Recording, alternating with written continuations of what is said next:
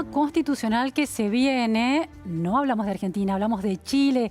¿Chile se va a alejar del capitalismo o del neoliberalismo? Estamos en comunicación telefónica con Luis Alejandro Silva, doctor en Derecho por la Universidad de los Andes en Chile, vicerrector de esa universidad, investigador invitado de la Universidad de Princeton en Estados Unidos. Muy buenas tardes, Luis. Muchísimas gracias por atendernos. Buenas tardes, Luciana. Muchas gracias a ti. Por Skype era, yo dije telefónica. Luis, bueno, la primera cuestión, esta noticia importante de que Chile encara una nueva constitución, ni siquiera es una reforma. ¿Cuáles son los puntos que la ciudadanía y los partidos políticos han recogido de crítica a la constitución vigente? Bueno, es una pregunta difícil de responder porque cuando uno examina los distintos petitorios de los representantes de las distintos actores sociales, se encuentra que cada uno quiere colocar en la Constitución que venga sus propios intereses, legítimos, por supuesto, muchos de ellos, pero muy variados. Claro. Y por lo tanto existe bastante desinformación a ese respecto y todo el mundo cree que si logra colocar, o mucha gente cree que si logra colocar sus propios intereses en la Constitución, entonces van a estar garantizados de la manera más eficaz posible, y en cambio si queda afuera, claro, los intereses van a ser perjudicados. Por lo tanto, es muy difícil responder a esa pregunta. Ahora, Luis, la Constitución de Pinochet siguió vigente hasta 2005, cuando una reforma firmada, finalmente rubricada por el presidente entonces Lagos, introduce cambios. De todas maneras, la crítica es que esa Constitución de Lagos todavía sostiene un modelo capitalista y de acumulación de profunda concentración. ¿Qué puntos de la Constitución apoyan esa interpretación de la Constitución vigente? Sí, la gente que critica la Constitución vigente bajo esa luz se enfocan principalmente en la protección que hay al derecho de propiedad, Ajá, que es bastante robusta, no tanto su protección porque es igual a otras garantías constitucionales, pero la descripción de lo que contiene el derecho es bastante precisa. ajá. Y por lo tanto hay una intención explícita de proteger ese derecho que se vio muy desprotegido en los años que precedieron al golpe del 73. Luis, cuando te referís al derecho de propiedad, estás hablando del derecho de propiedad de las empresas y del capital en Chile. Bueno, en realidad estoy hablando del derecho de propiedad sin distinciones, y la garantía constitucional protege el auto comprado con un crédito por una familia humilde que es primera vez que se puede mover en un vehículo particular, y las acciones de un capitalista que vive de las rentas de sus bienes muebles. Ahora, el auto, la propiedad privada de ese auto, de ese sector vulnerable, no sería el que genera revueltas como la que vimos. ¿Cuáles lecturas de ese derecho de la propiedad constitucionalmente protegido terminan impactando en un nivel de concentración mayor en términos de riqueza en Chile? Sí, interesante esa pregunta. Yo no tengo una respuesta para ella, para ese punto específico, pero sí es interesante señalar que en la Constitución vigente, y ya desde la redacción original, en tiempos de Pinochet, en la garantía que protege la propiedad privada se hace una alusión explícita a otra dimensión de los bienes, que es el destino universal de ellos. Y por lo tanto se prevé que los bienes, que son normalmente objeto de propiedad privada, cumplen también una función social. El marco constitucional para limitar, por ejemplo, las ganancias que un capitalista puede obtener de sus rentas, manteniendo intacto el estatuto de protección de esa familia humilde que se compra por primera vez en la vida un auto, sí, es perfectamente existe. Y si no ha ocurrido es porque el legislador no ha querido. Ajá. Bueno, entonces vamos a otro tema de la Constitución de la dictadura de Pinochet, reformada en 2005, que es cómo funciona la representación popular de acuerdo con cómo lo estipula la Constitución vigente. Mira, la Constitución nuestra funciona, bueno, los modelos de representación en una democracia son muchísimos, casi tantos como países que tengan democracia. El nuestro tuvo un sistema muy criticado, en particular por profesores como Fernando Atria, claro, que era el binominal, que básicamente lo que hizo fue asegurar una distribución de las fuerzas políticas en dos grandes bloques. Eso se acabó con una reforma que hubo al sistema electoral hace algunos años atrás. quiero señalarlo, Luciana, porque es bien interesante. Hay mucha gente que dice que hay que cambiar la Constitución porque mientras tengamos la Constitución de Pinochet, estamos amarrados a sus propias definiciones constitucionales. Sí. Lo cual la historia de Chile en los últimos años ha probado ser absolutamente falso. El sistema binominal se apuntó siempre como uno de los cerrojos que impedía modificar la Constitución y sin embargo, en plena democracia, se cambió. Otro de los elementos que sirven para ponerte un ejemplo de esto es la reforma al sistema educacional. El sistema educacional en Chile tenía un híbrido en donde habían un subsidio estatal a iniciativas particulares para educar. Sí, lo hemos tratado aquí, se logró cambiar ahora ese sistema, sí. Exactamente, era una de las grandes cuestiones que se culpaba a nuestro sistema supuestamente neoliberal o capitalista. Ahora, Luis, hemos entrevistado precisamente a Fernando Atria hace 1 o 2 días. Él lo que señalaba, a ver cuál es tu perspectiva, lo que señalaba es que la Constitución vigente desde 2005 con la reforma de Lagos impide la concreción y la introducción, el avance y el tratamiento legislativo y finalmente sanción de reformas estructurales de la sociedad chilena en distintos niveles. ¿Cómo lo ves? Yo estoy en desacuerdo con Fernando. Creo que la opinión de él descansa en lo que él desea que sea, en lo que él desea que haya en Chile. De hecho, fíjate, dime tú si no es paradójico que el acuerdo político al que se llegó anoche fija el quórum para aprobar las propuestas que nazcan de la Convención Constituyente en 2 tercios. Ese quórum es bastante alto. Y una de las cosas que se le ha criticado a la Constitución vigente son los quórums de aprobación. Claro. Hay que entender que una Constitución, por definición, es un instrumento hecho para resistir a las mayorías simples. Y por lo tanto, todas las constituciones del mundo tienen mecanismos para hacer difícil su reforma e impedir que mayorías simples puedan cambiarla. De hecho, el ejemplo más brutal es la Constitución de Estados Unidos. Estados Unidos normalmente es puesto como el ejemplo paradigmático de una democracia sana, y tiene, sin embargo, una de las constituciones más difíciles de reformar en el mundo. La idea de la mayoría simple es que una mayoría simple es, en definitiva, una minoría respecto al resto de la sociedad, entonces no podría imponer su voluntad tan sencillamente. Es necesario, de alguna manera, generar otro tipo de mayorías que integre también a las otras partes. ¿Ese es un poco el concepto? No, el concepto de la supermayoría en realidad es proteger a las minorías, porque la Constitución básicamente lo que hace es reglar la base de la organización política de un Estado. Y si esa organización básica queda sujeta a la mayoría simple, es decir, a la mitad más 1 de las personas que votan, entonces las minorías quedan muy expuestas a verse desprotegidas en momentos particulares de la historia constitucional de un país. Ahora, Luis, hemos también entrevistado a Camila Vallejo Dowling, una dirigente, congresista, miembro del Partido Comunista, que fue muy activa como estudiante universitaria en las manifestaciones de 2011 para cambiar este sistema educativo que en el sistema universitario todavía tiene serias deudas sociales. Camila Vallejo sostenía que la lectura que dice que la Constitución de Pinochet con la reforma de Lagos 2005 y sucesivas leyes de alguna manera que corrigen esa Constitución no alcanzan en realidad. Ella sostenía que esa era una lectura de la derecha chilena. Claro, yo lo que yo sostengo es que detrás de este movimiento por una nueva Constitución, lo que hay es una tremenda impaciencia con el ritmo de la democracia. Las democracias son esencialmente lentas en su operación y normalmente llegan a resultados mediocres. Lo que pasa es que hay sectores más o menos radicalizados en nuestra política, como ocurre en todas partes por lo demás, que desean cambios estructurales ya.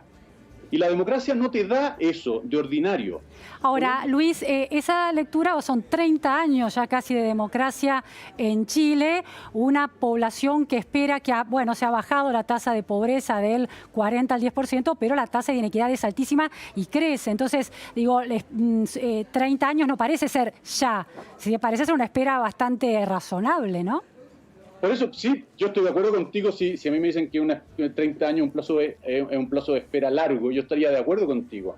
Ahora, lo que pasa es que este ha sido un proceso gradual. Y vamos a decirlo así, aunque el texto de la Constitución actual mantenga en muchas partes la misma redacción que cuando fue aprobada, puede decirse en muchos sentidos que la Constitución de hoy no es la misma.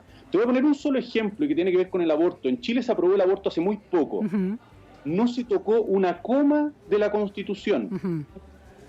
Por lo tanto, es decir, que lo que planteas es que se pueden establecer leyes progresivas de centro-izquierda o liberales, progresistas, sin necesidad de reformar la Constitución. Pero eso es cuando hay voluntad política de la clase dirigente. Pero si la clase dirigente usa la Constitución para broquelarse, ¿cómo la ciudadanía plantea sus reformas?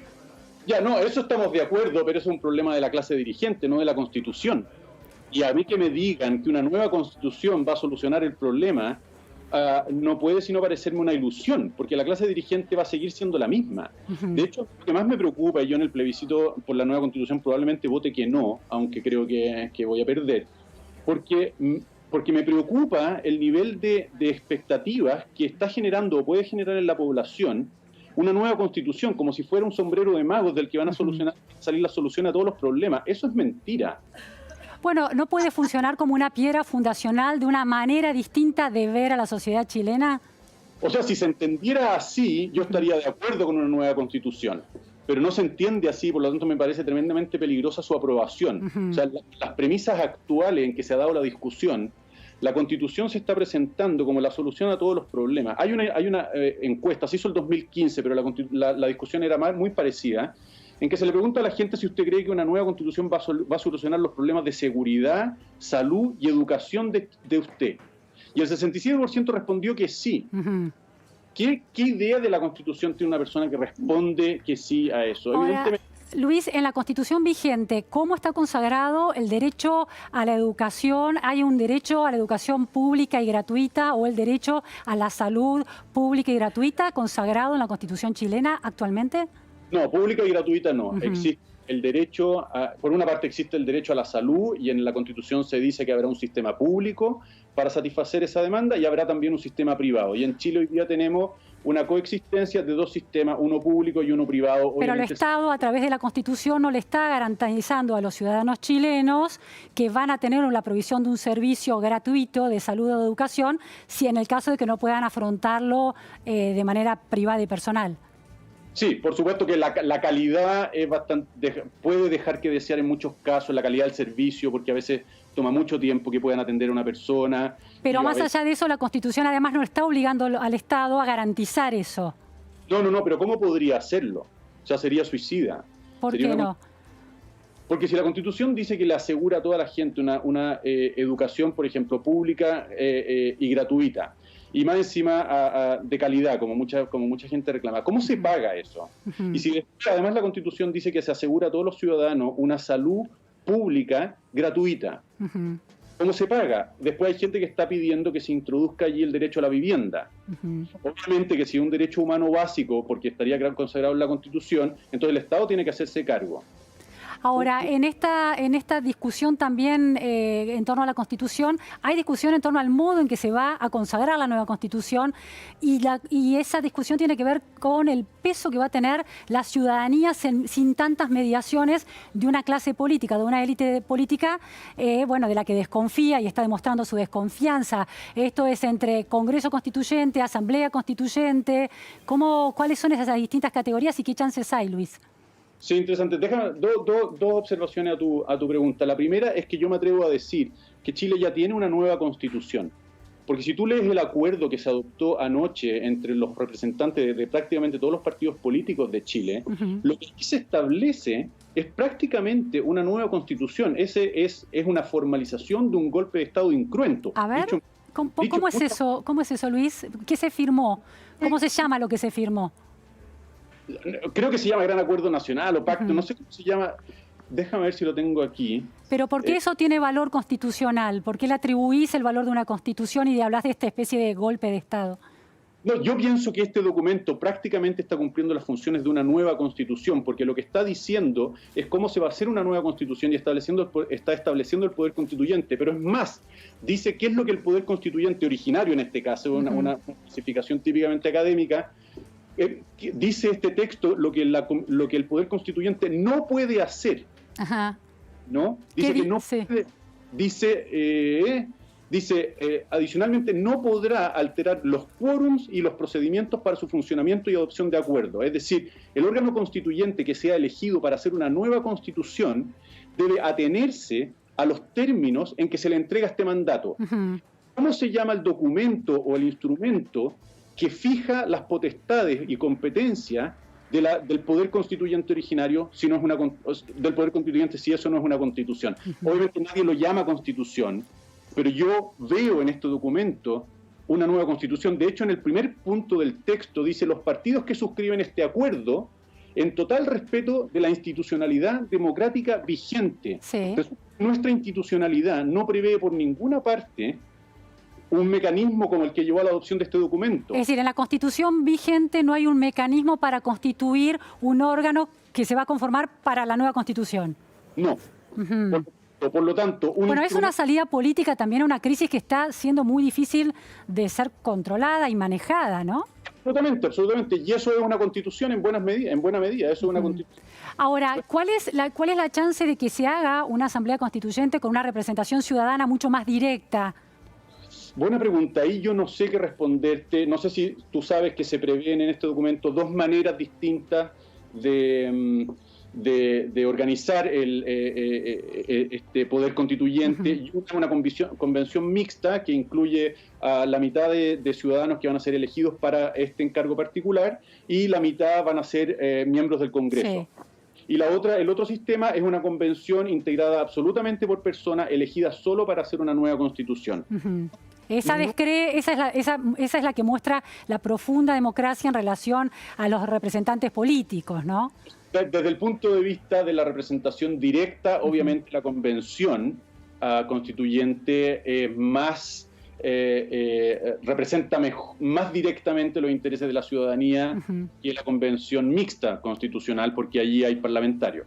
Luis, ¿cómo se va a llegar en definitiva a decidir cuál es el mecanismo, si Congreso Constituyente o esta Asamblea Constituyente de representación ciudadana más directa?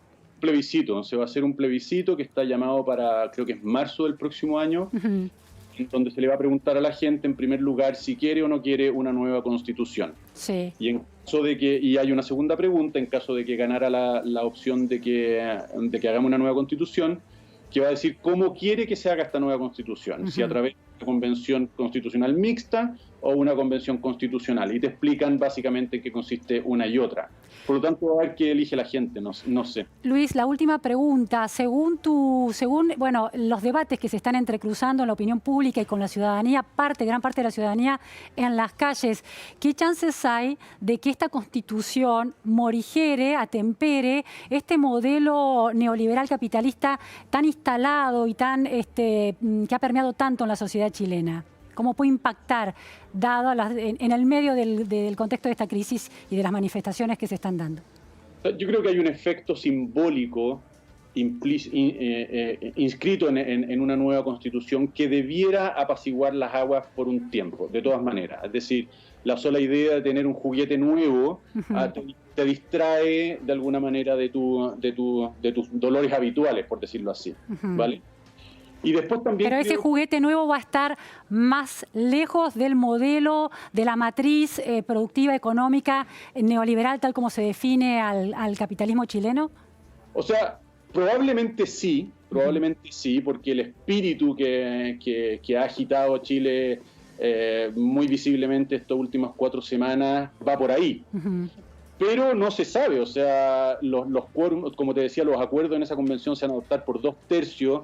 La idea es que estén representadas todas las sensibilidades y de allí puede salir una constitución muy parecida a la que tenemos o a la que hemos tenido en el pasado, o una constitución, vamos a decirlo así, más nueva, ¿no? En términos de cómo se estructura la relación con el capital, con el trabajo, con la propiedad, etc. Con los derechos sociales. Bueno, Luis, realmente muchísimas gracias por estas precisiones y esta profundidad en el análisis de la situación constitucional y de la Constitución vigente y el futuro de Chile en ese sentido. Muy buenas tardes, gracias. Luciana, buenas tardes, muchas gracias a ti. Vamos a un corte en la repregunta, noticias a fondo, y enseguida volvemos. Las crisis y las revueltas que se dan en Chile podrían suceder en Argentina y nadie las está viendo. Lo vamos a charlar después del corte.